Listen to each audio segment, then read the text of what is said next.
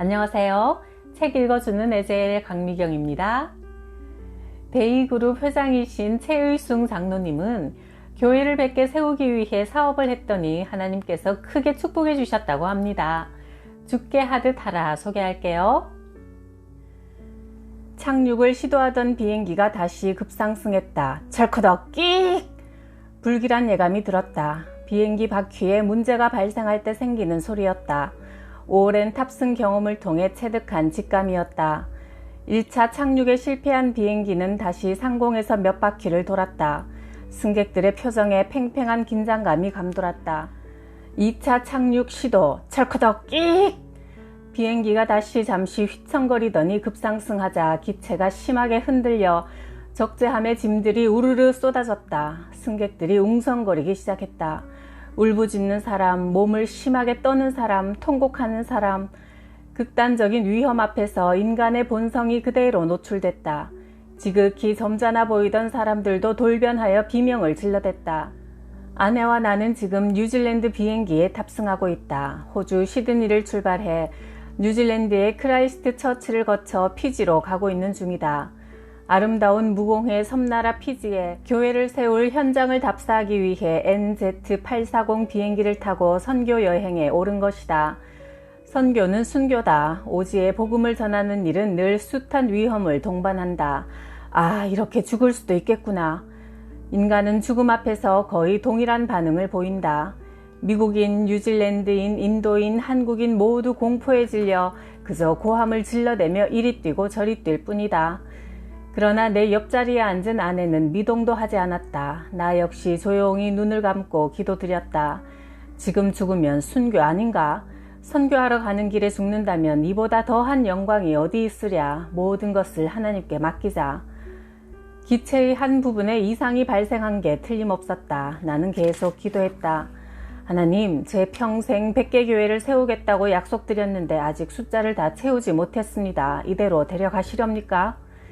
비행기는 30분이 넘도록 상공을 계속 돌다가 다시 착륙을 시도했다. 크라이스트 처치 공항에는 수십 대의 소방차와 구급차가 대기하고 있었다. 나는 아내의 손을 꼭 잡았다. 여보, 고마워요. 당신처럼 좋은 아내를 주신 하나님께 늘 감사했답니다. 그 순간 비행기는 엄청난 굉음과 불꽃을 발하며 착륙을 시도했다. 성공이었다. 승객들은 박수를 치며 환호성을 질러댔다. 죽음의 공포에서 해방된 것이다.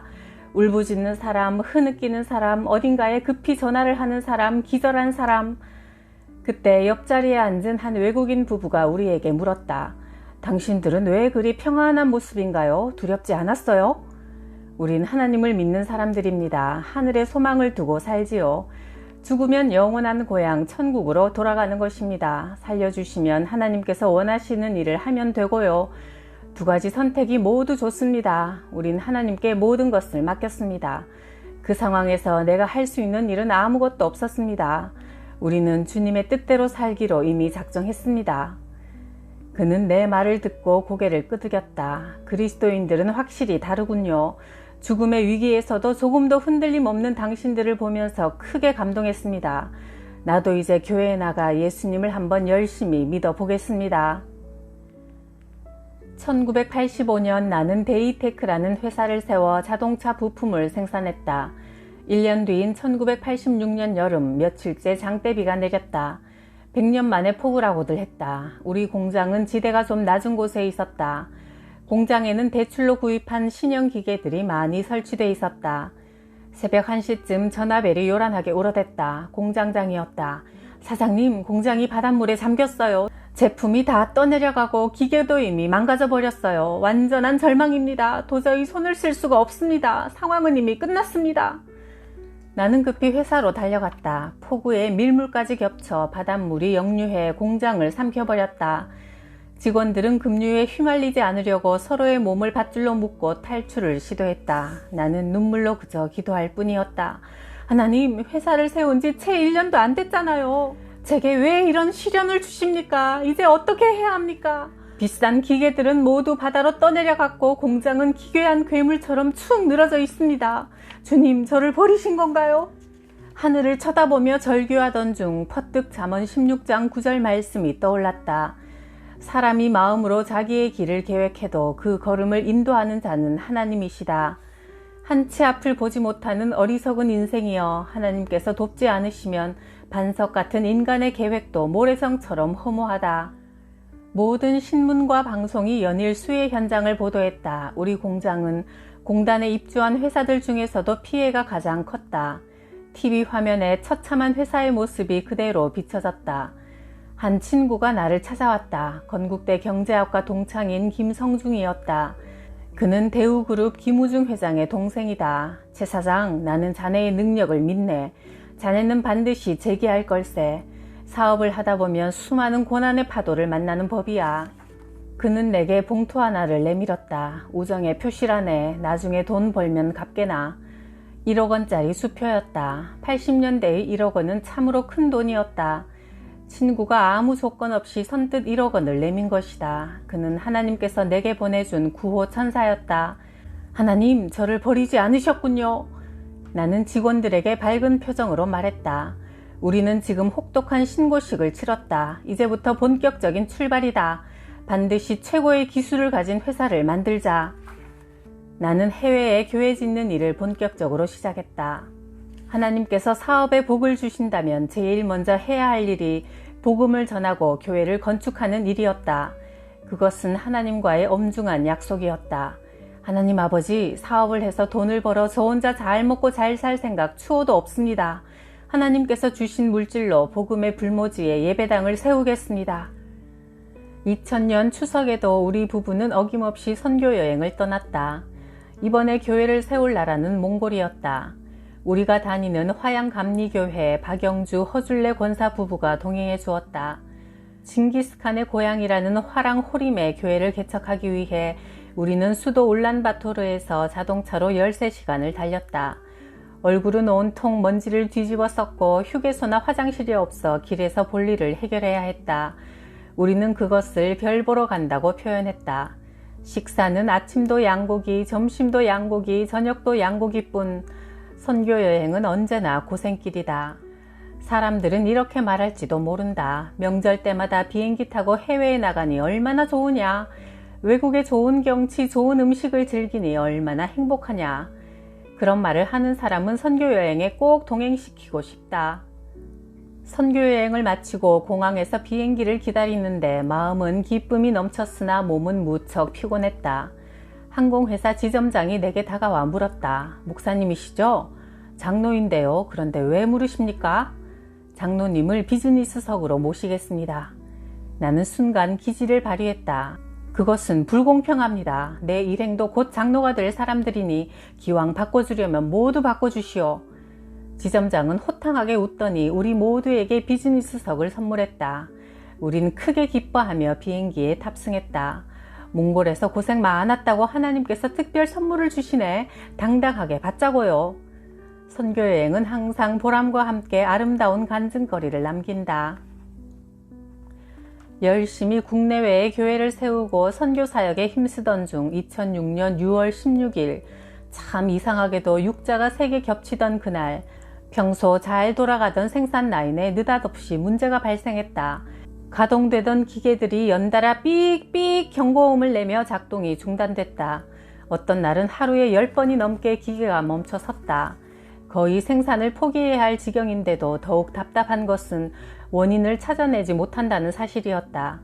지금까지 우리 제품은 거의 불량품이 없었다. 우리 회사는 100ppm 대통령상을 받기도 했다. 100만 개를 생산하면 불량품이 100개 이하에 그칠 정도로 정교한 기술을 자랑했다. 그런데 이상한 문제가 발생한 것이다. 아무리 점검을 해도 원인을 찾지 못했다. 외국에서 납품 독촉이 빗발쳤다. 왜 아직도 부품이 도착하지 않는가? 당신들 때문에 자동차 조립을 못하고 있다. 도대체 어찌된 일인가? 3개월 동안 스트레스는 극에 달했고 불면의 세월을 보냈다. 회사 문을 닫아야 할 위기 앞에서 마지막으로 기도원에 가서 실컷 기도나 하고 오려고 아내와 함께 기도원에 올랐다. 하나님, 인간으로서는 더 이상 할 수 있는 방법이 없습니다. 문제의 원인을 하나님은 아시지 않습니까? 해결해 주십시오. 하나님의 능력을 보여주십시오. 이 시간 이후 단 한 건의 불량품도 발생하지 않도록 도와주십시오. 간절히 기도하는 그때 마음속에서 음성이 울렸다. 고장난 기계가 고쳐졌다. 염려하지 마라. 2006년 9월 15일 기도를 마치고 하산했다. 마음이 평안했다. 이제 내가 할 수 있는 일은 아무것도 없다. 내 삶을 원격 조정하시는 하나님께 전폭적으로 맡길 뿐이다. 기도원에서 내려오는 길에 공장장의 전화를 받았다. 회장님, 조금 전에 기계의 결함을 찾아냈습니다. 강도를 잘못 맞추었어요. 왜 이걸 진작 찾아내지 못했는지 모르겠어요.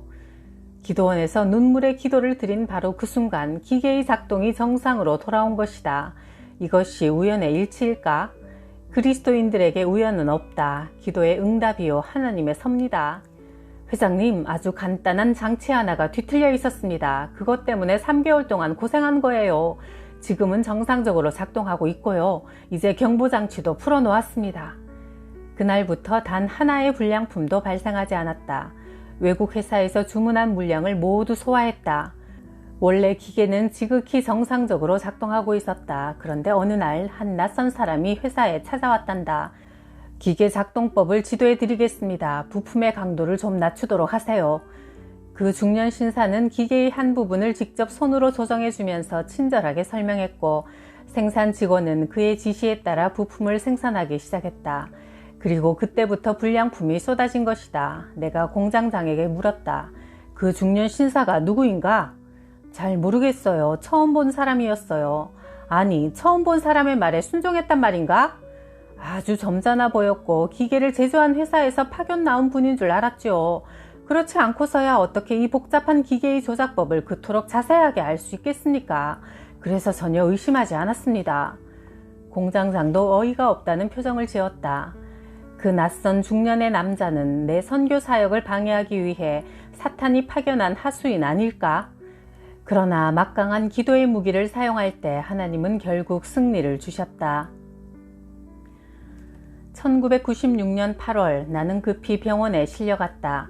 과로에 의한 뇌출혈, 설령 완치가 된다 해도 정상으로 돌아올 수 없고 반신불수가 될 가능성이 높다고 했다. 하나님, 저는 아직도 교회를 더 세워야 하는데요. 저를 계속 병실에 가두어 두실 건가요? 브루나이에 10단 정읍파 교회의 개척이 예정돼 있습니다. 생명이 붙어있는 한 브루나이로 가겠습니다. 선교사님과의 약속을 반드시 지키겠습니다. 경희대 주치의 김진우 박사는 말렸다. 해외여행은 무리입니다. 그 다음에 벌어질 일은 아무도 장담 못합니다. 너무 위험합니다. 나는 물러서지 않았다. 살면 선교요, 죽으면 순교입니다. 모든 것을 하나님께 맡깁니다. 나는 브루나이에 뼈를 묻고 올 각오로 지팡이를 짚고 여행에 나섰다. 브루나이에서 10단 정읍파 교회 개척 예배를 드리고 무사히 귀국한 내게 큰 복이 기다리고 있었다. 주치의 김진우 박사를 찾아가니 내 몸을 정밀하게 진찰한 후 깜짝 놀랐다. 하나님이 병을 모두 고쳐주셨네요. 어떤 후유증도 없을 겁니다. 아주 완벽해요. 인간의 능력을 초월한 기적이 일어났습니다. 의학의 힘만으로는 불가능한 일입니다. 김 박사는 그 후 장로가 되어 열심히 교회를 섬기고 있다. 그날 이후 나는 14년 동안 먹어오던 혈압약도 완전히 끊었다. 중풍으로 쓰러진 사람은 아무리 치료를 잘 해도 약간의 흔적이 남는다고 한다. 그러나 나는 어느 한 곳도 흔적이 남지 않았다. 하나님의 일을 우선으로 여기는 사람에게는 상상 못할 축복이 임한다.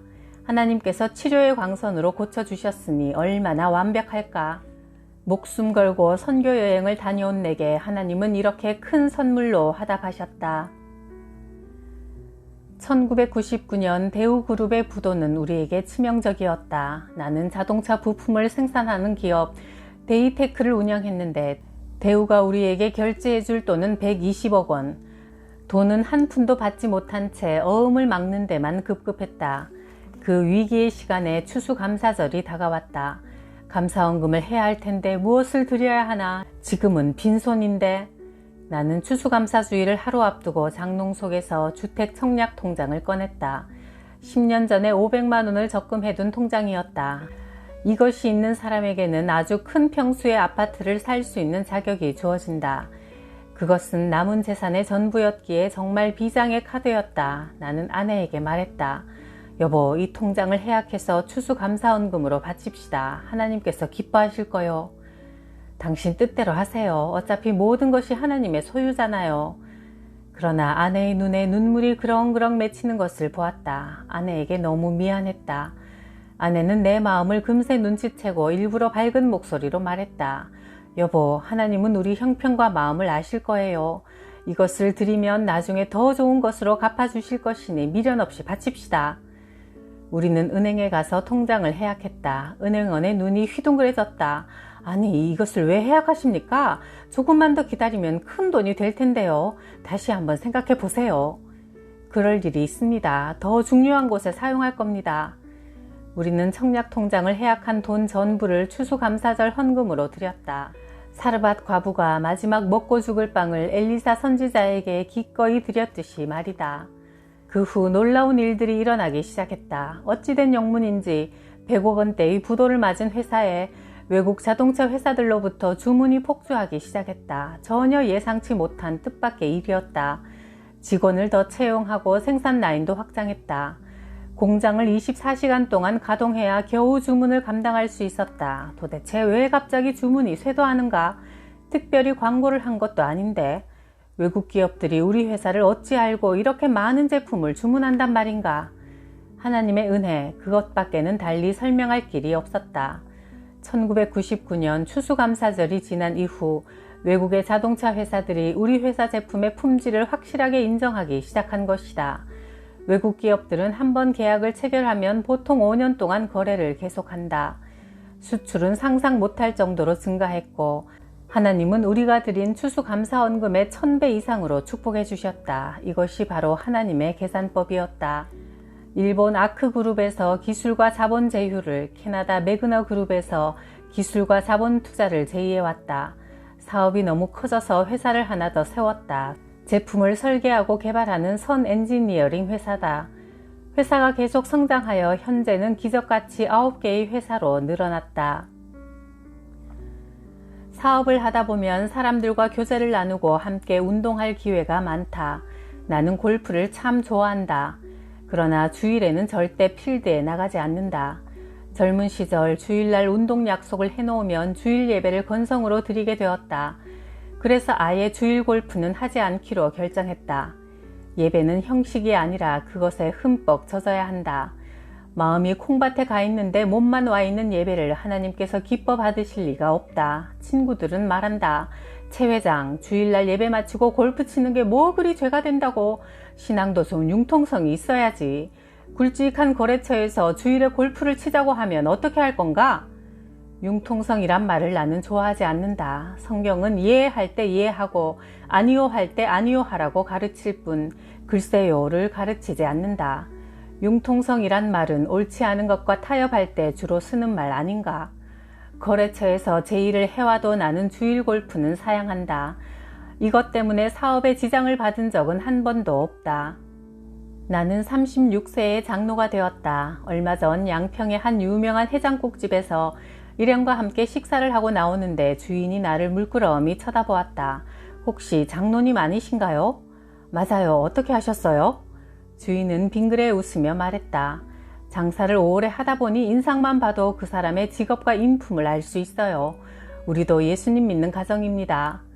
주인은 내 음식값을 긋고 사양했다. 서울 성북동의 한 칼국수집 주인도 대뜸 내게 장로냐고 물었다. 그리고는 음식값을 받지 않겠단다. 아내와 함께 포천의 어느 갈비집에 갔는데 주인이 말을 붙여왔다. 장로님 맞으시죠? 얼굴에 그렇게 써 있어요. 오늘은 제가 대접하겠습니다. 공짜로 마음껏 드세요. 아내가 내게 말했다. 여보, 참 이상해요. 왜 사람들은 당신만 보면 대뜸 장로냐고 묻죠? 내가 자랑스럽게 대답했다. 신앙생활 수십 년 했으면 얼굴에서 예수쟁이 표시가 나는 게 정상 아니요? 남자 나이 40이면 자기 얼굴에 책임을 져야 한다고 했는데 예수쟁이 10년 차쯤 되면 인상에서 삶에서 예수 냄새가 나야지. 2001년 여름 어느 월요일 선교 여행을 마치고 양평의 한 온천에서 쉬고 있었다. 선교 여행을 무사히 마치게 해주신 하나님 은혜에 감사해서 눈을 감은 채 작은 소리로 찬송가를 흥얼거리기 시작했다. 나 같은 죄인 살리신 주은혜 놀라와. 찬송을 부르다 보니 점점 마음이 뜨거워져 3절을 부를 때는 무심결에 그만 탕에서 벌떡 일어나 열창을 하고 말았다. 그런데 목욕탕에 있던 수십 명의 남자들이 일제히 찬송을 따라서 합창하는 게 아닌가. 장정들이 알몸으로 두 손을 들고 멋진 화음을 연출해냈다. 아, 이곳이 바로 천국이구나. 감동적인 목욕탕 부흥회였다. 내가 문득 정신을 차렸을 때 사람들은 박수를 치며 환호했다. 나는 그들에게 물었다. 어떻게 이 찬송을 아십니까? 우리들은 목사입니다. 세미나에 참석했다가 올라오는 길에 온천에 들렀죠. 그들이 내게 물었다. 어느 교회 목사님이신가요? 저는 장로입니다. 오늘 목사님들 덕분에 큰 은혜를 받았습니다. 예수님을 믿으면 종종 이런 감동적인 체험을 하게 된다. 신분과 나이를 초월해 그리스도 안에서 한 형제임을 실감한 사건이었다. 예수님을 믿으면 감동이 있고 기쁨이 있고 행복이 있고 좋은 만남이 있다. 삶의 흥미를 잃어버린 사람들에게 예수에 한번 푹 빠져보시오 라고 권하고 싶다. 하나님의 큰 은혜가 차고 넘칠 것이다. 내 자동차는 33년째 한 사람이 운전하고 있다. 운전기사는 원래 불교를 믿는 사람이었다. 난 그에게 예수님을 믿으라고 강요하지 않았다. 그러나 오랜 세월 나와 함께하면서 자연스럽게 하나님을 믿는 신앙을 갖게 되었다. 지금은 온 가족이 열심히 신앙생활을 하고 있다. 어느덧 60세가 된 그가 내게 이런 고백을 했다. 회장님을 통해 예수님을 만난 것이 내 인생 최고의 행운이요 기쁨입니다. 33년간 회장님을 모시면서 우리 가족 모두가 구원받았어요. 감사합니다. 정말 행복한 고백이었다. 동주금형의 사장이 심장마비로 세상을 떠나자 그의 아내가 선교 헌금을 보내왔다. 남편이 남기고 간 재산입니다. 오지에 교회를 하나 세워주세요. 남편도 하늘나라에서 무척 기뻐할 거예요. 나는 그 돈으로 라오스 52km라는 교회를 세웠다. 내 여동생 채경의 권사는 자녀들이 준비한 회갑잔치 비용을 고스란히 헌금했다. 잔치하면 뭐하니? 그 돈으로 해외에 교회를 하나 세우자. 하나님께서 기뻐하실 일을 해야지. 먹어치우고 나면 남는 게 하나도 없잖아. 섬 부족들이 모여 사는 아담한 브루나이 교회가 세워졌다. 장인 김이만 장로님의 도움으로 네팔의 교회를 세웠다. 축협 중앙회장을 지낸 박순용 집사는 내 선교 이야기를 듣고 가족 회의를 한 후 평생 30개 교회를 짓기로 만장일치로 결정했단다. 그는 2006년에 미얀마의 첫 교회를 봉헌했다. 이런 아름다운 손길들이 모여 세계 곳곳에 교회가 세워지고 있다. 캄보디아 프놈펜의 김인순 선교사님과 함께 마을 동산에 언덕 위에 교회를 세웠다. 1층은 학교, 2층은 교회로 사용됐다. 다음 해 이곳에 메콩강 대홍수가 발생해 마을이 온통 물에 잠겨 주민들이 큰 피해를 입었다. 주민들은 높은 곳에 위치한 교회로 몰려들었다. 그리고 교회를 찾은 사람들은 모두 무사히 구조되었다. 그때부터 이 교회는 노아의 방주로 불리고 있다. 하나님은 우리의 발길이 닿는 곳마다 아름다운 이야기를 만들어내신다. 2007년 2월 설 연휴에는 미얀마와 라오스를 방문했다. 그런데 현지 목사님이 내게 은밀하게 말했다. 장로님, 당분간 이곳에 들어오시면 안 됩니다. 경찰이 장로님에 대한 정보를 갖고 있어요. 장로님을 신고하는 사람에게 현상금이 붙었습니다. 거참 재밌군요. 내 목에 현상금이라 그게 얼마나 된답니까? 장로님, 가볍게 생각하실 일이 아닙니다. 나는 지난 20년 동안 숱한 위험과 싸우면서 선교여행을 해왔다. 나는 또다시 선교지로 향할 것이다. 비록 내 목에 현상금이 걸려 있더라도 말이다. 2005년 8월 우리 형제 3남 3녀가 정성을 모아 남양 죽은 화도읍의 강성교회를 헌당했다. 국내에서 개척한 5번째 교회다. 동생 최희정 목사가 담임을 맡았다. 동생 최 목사는 식욕이 강해서 평소 금식 기도를 드리지 못했다. 그런데 목회를 앞두고 목숨을 걸고 21일 금식 기도를 드렸다. 그 기도를 통해 오랜 축농증을 고침받았다. 그리고 동생은 밥만 먹으면 체하여 고생했다. 엑스레이를 찍어보니 위의 구조가 뒤로 젖혀져 있어 소화가 정상적으로 잘 안 된다고 했다. 그런데 21일 금식 기도를 통해 위장병까지 모두 고침받았다. 우리 부부는 1967년 결혼한 이후 40년 동안 단 한 번도 부부싸움을 해본 적이 없다. 내가 이런 말을 하면 아무도 안 믿지만 사실이다. 나는 아내를 하나님의 지체로 생각한다. 한 번도 가볍게 생각해 본 적이 없다. 아내도 마찬가지일 것이다. 부부 금실의 해법은 골로새서 3장 23절에 담겨 있다. 무슨 일을 하든지 마음을 다하여 주께 하듯 하고 사람에게 하듯 하지 말라. 나는 젊은 시절 이성교제를 해보지 못했다. 약대를 졸업한 아내와 첫 선을 보았는데 장인은 교회를 개척하고 고아원, 양로원 등 사회사업에 열정을 쏟으시는 장로님이고 장모님은 새벽 기도를 빠지지 않는 기도하는 권사님이었다. 우리는 딱 한 번 선을 보고 결혼식을 올렸다. 양가 모두 신앙의 가정이기 때문에 다툴 일이 없었다. 결혼한 후에도 처가의 기도 지원을 받고 가정이 평안하니 사업도 번창했다. 이런 우리 부부의 모습을 보고 자란 큰딸도 딱 한 번 선을 보고 결혼하더니 아들도 딱 한 번 선 보고 결혼했다.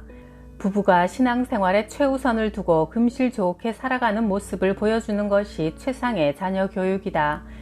그런 모습을 보고 자란 자녀들은 항상 사랑이 넘치고 매사에 긍정적이다.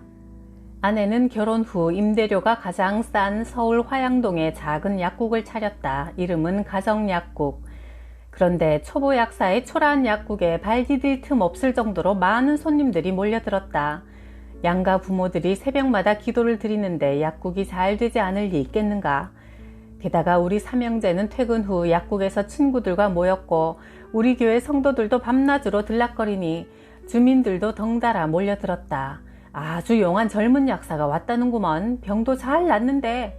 이런 소문이 퍼져 약국은 온종일 붐볐다. 우리는 결혼한 지 2년 6개월 만에 집을 샀다. 나는 당시 삼성에 근무했는데 그 무렵 부산 파견 근무를 명령받았다. 나는 아내에게 말했다. 여보, 다음 달부터 부산 공장에서 근무해야 하니 1년만 떨어져 지냅시다. 아내는 뜻밖의 반응을 보였다. 제가 당연히 당신과 함께 부산에 내려가야죠. 부부가 왜 결혼을 합니까? 함께 살려고 결혼하는 거잖아요. 그럼 약국은 어떻게 하고? 약국은 당연히 문을 닫아야죠. 아내는 그 잘 되는 약국을 미련 없이 처분하고 나를 따라 부산에 내려왔다. 그 대신 교회 일에 더욱 열심을 내고 더 기도에 힘썼다. 아내는 아이들에게 항상 이런 교육을 시켰다. 네 아버지는 참 훌륭한 분이다. 아버지를 위해 우리가 함께 기도해야 한다. 이런 좋은 아버지를 주신 하나님께 감사하자. 이런 지혜로운 아내 덕분에 지금도 가장의 권위가 살아있다. 자녀들이 부모의 말에 절대적으로 순종한다. 자녀 앞에서 남편을 흉보는 아내, 아내를 험담하는 남편이여 그 최대의 피해자는 바로 당신이 될 것이다. 행복하고 싶은가? 가정에서 대접받고 싶은가? 아내를, 남편을 하나님처럼 섬겨라. 나는 대학교 2학년 때부터 화양감리교회에 출석했다. 중고등부와 청년부도 내가 처음으로 만들었다. 50년째 한 교회를 섬기는 것도 어머니의 가르침이다. 신앙은 소속이 분명해야 한다. 이곳저곳 떠도는 신자들은 결국 은혜를 받지 못하고 신앙을 떠나고 만다. 한 교회에 오랫동안 충성하다 보니 교회가 바로 가정 같은 생각이 든다. 내 자녀들도 이 교회에서 자라났다. 나는 젊은 부부들에게 늘 이렇게 충고한다. 교회에서 자녀들과 많은 시간을 보내라. 그것이 최고의 신앙 교육이다. 내가 자녀들을 위해 드려온 기도도 하나님은 들어주셨다. 큰딸 체리는 28에 경제학 박사학위를 받고 대학에서 강의하고 있다. 둘째 채라는 이화여대 장식미술과를 졸업하고 뉴욕 FIT에서 미술을 전공한 후 지금은 데이그룹 홍보팀장으로 일하고 있다. 아들 채록은 미국 아이비리그 와튼스쿨을 졸업한 후 선 엔지니어링 대표이사를 맡고 있다. 나는 세 자녀에게 말한다. 나는 100개 교회를 건축할 것이다. 너희는 1000개의 교회를 세우기 바란다. 우리도 최소한 교회 하나는 세우겠다는 목표로 멋지게 살아갑시다.